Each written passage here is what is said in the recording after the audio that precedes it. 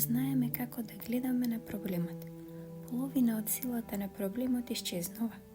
Но вообичаено ние се трудиме да го избегнеме проблемот, се трудиме да избегаме од него. Не е злосторство да се има проблем, па зошто да се плашиме да се соочиме со него? Нашата тешкотија е што кога се случува некоја несреќа во нашиот живот, веднаш чувствуваме дека сме виновни, дека сме направиле нешто погрешно.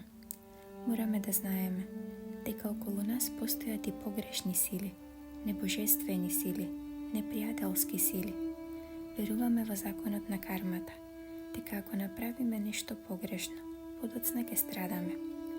Но дури и ако не направиме ништо погрешно, незнаењето на светот може да дојде и да не измачува. Помисли на Христос. Тој е голем духовен учител. Тој немаше никаква лоша карма. Не направи ништо погрешно, но незнаењето на светот го распна на крст. Се разбира, не можеме да се споредуваме со Христос. Треба да почувствуваме на своето ниво, дека не значи дека ние сме виновни. Со тоа што ќе се обвинуваме себе, а потоа ќе се обидуваме да се скриеме, не го решаваме проблемот.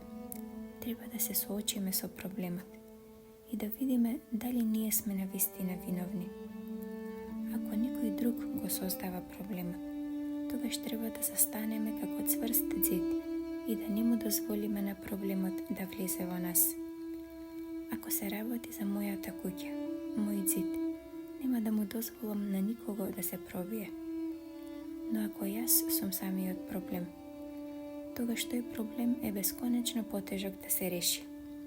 За да се реши проблемот на самиот себе, треба да го практикувам духовниот живот и да развијам внатрешна сила, тежнение и внатрешна неврзаност. Полека, постепено, ќе станам силен внатрешно, а потоа ќе можам да ги решам проблемите предизвикани од моите собствени слабости. Штом ќе победиш некоја тешкотија, ќе видиш дека таа се повторува на повисоко и посуптилно ниво. Се работи за истата суштинска слабост во тебе, зашто си создаден да се соочиш со неа во попрефинета форма. Ова е извадок од книгата Мудроста на Шри Чинмој, од Шри Чинмој. Книгата е достапна на нашата веб страница meditacija.mk, како и на книги.mk, каде што може да се погледне и краток извадок од истата, а може да се нарачи преку нашиот Facebook профил и нашиот Instagram профил Медитација.